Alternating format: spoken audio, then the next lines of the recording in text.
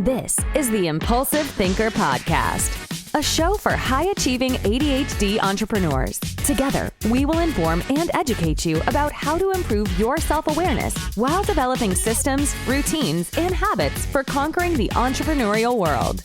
Here is your host, Andre Brisson. Hey there. In high school, a good friend of mine, Jonathan Zettel, he recommended a book called Jonathan Livingston Seagull. It's written by Richard Bach.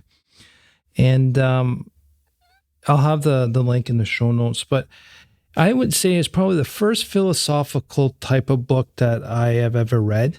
And it was recommended to me by my buddy. And the other day, for some reason, a picture of a seagull popped into my head.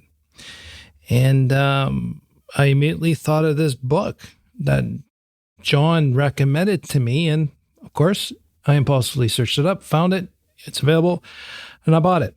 I got it sent to me, and it's a very quick read, but yet it's still profound. And I just want to share a few things with you that it was very interesting because in a way, it really aligns a bit with our ADHD journey, our background, the people's perception of us, but at the same time, being a high-achieving ADHD, or even just an high-achieving entrepreneur sets us in a different light to everyone else. And I want to share a few quotes here, which was quite interesting because it really reflected in a lot of how I was in the past and how I am now. And it's just curious. Anyways, the first one here is Jonathan, the little baby seagull.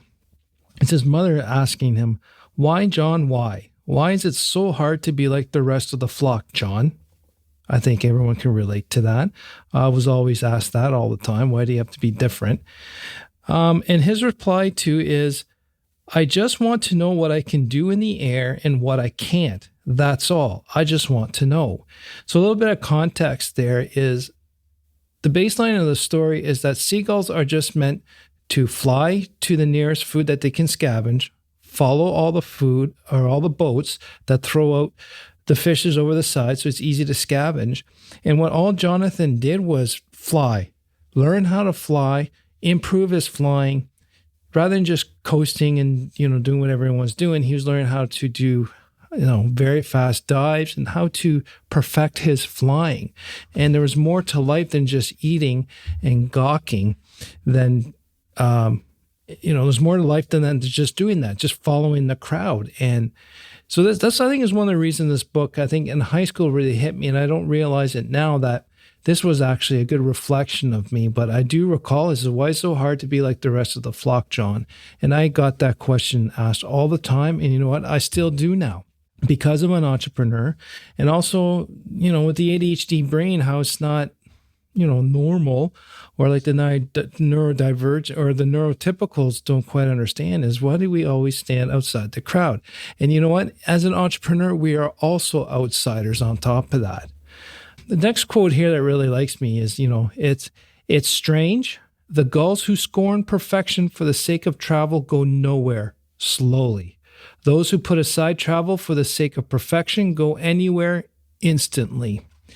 And what I got from that quote was basically the people who scorn perfection, the people who scorn people who want to advance, people who want to scorn you because you want to do something different, achieve goals, set more, and improve your life. Those people go nowhere slowly. And, for me, the slowly part is very painful.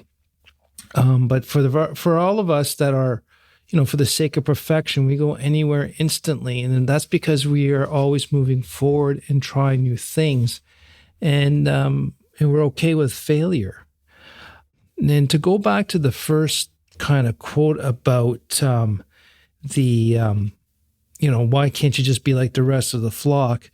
This is one of Jonathan's rebuttals to someone saying, stay with the flock and all that. And I thought this was really reminiscent of all of us listening here. The quote is, "The price of being misunderstood," he thought, "they call you the devil or they call you a god." So in this case, is like he was teaching a lot of other seagulls what to do. So there was a bunch of people that really liked what he was doing. saw him as a god, while the people that didn't like what he was doing saw him as the devil. Now, I wanted you to, when I read this, it hit me and I reflect, and I just want you to reflect a bit on this with your experience. No matter where you go, I think we're always seen as either a god or a devil. And depending on the situation, while we really find out the people who really, think you're the devil, they're really outspoken about that. But I thought that was a really good insight and observation on when you're trying to make a change, you're trying to change the status quo or the current norm for better or improvement.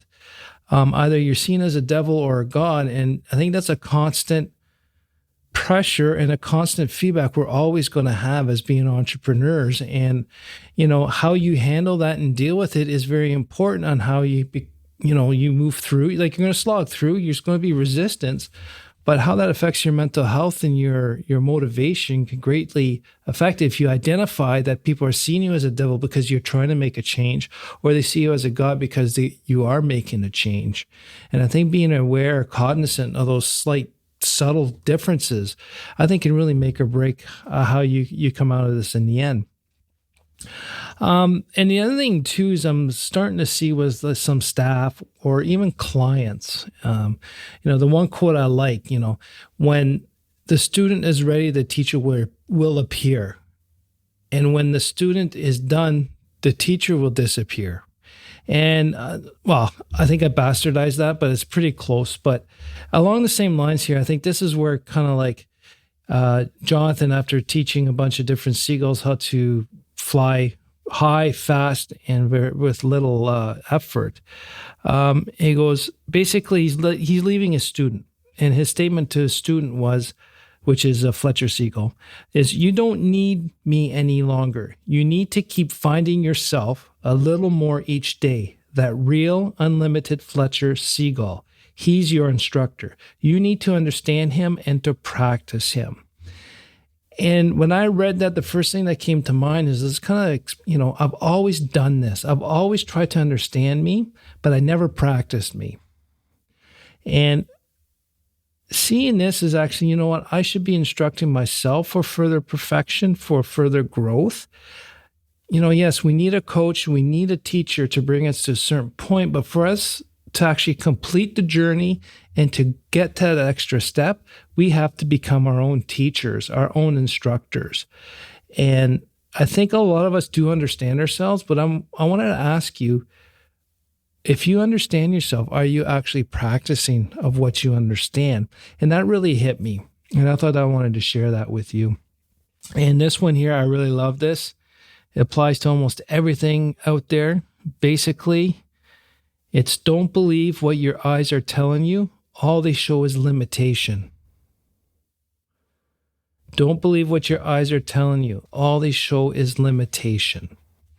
And that's going to be the final quote because I'm kind of running out of time here. But I just remember reading this book in the last couple of days. And what really hit me was we are all Jonathan Livingston seagulls. We all wanted to do something a little more to gain a little more perfection, to improve ourselves, improve the life of others around us. Yet at the same time, we get a lot of resistance. And as entrepreneurs, and especially ADHD entrepreneurs, like Jonathan really stood alone outside of the flock. He was the outsider. He was the outlier. And for us to do what we're doing as entrepreneurs, we have to feel comfortable and good in our own skin that we will be outliers, that we will be the oddball outside the flock, that people are going to look at you as a devil or a god. And I thought this book was very reflective of that. And it's kind of, I think it really is kind of in a way the entrepreneurial journey, but set through the eyes of a seagull. And what he's trying to drive for perfection with flying is, I think what we're doing is trying to perfect, is to learn about ourselves, perfect the understanding of ourselves, and get to some sort of perfection of knowledge and growth. And we know that's never ending and it won't stop for us. And that's why we're high achieving entrepreneurs. And I think we're all Jonathan Livingston seagulls. And please remember, Don't believe what your eyes are telling you. All they show is limitation. Thanks for listening to this episode of the Impulsive Thinker podcast. If you enjoyed it, please subscribe, rate, and review the show. It helps us get discovered by listeners like you. If you can share it with at least 2 people, that'll start the process. Please follow us on social media. Just search for Tactical BTS. We regularly share interesting conversations and breakthroughs about entrepreneurship and ADHD. That's Tactical BTS. Talk to you soon.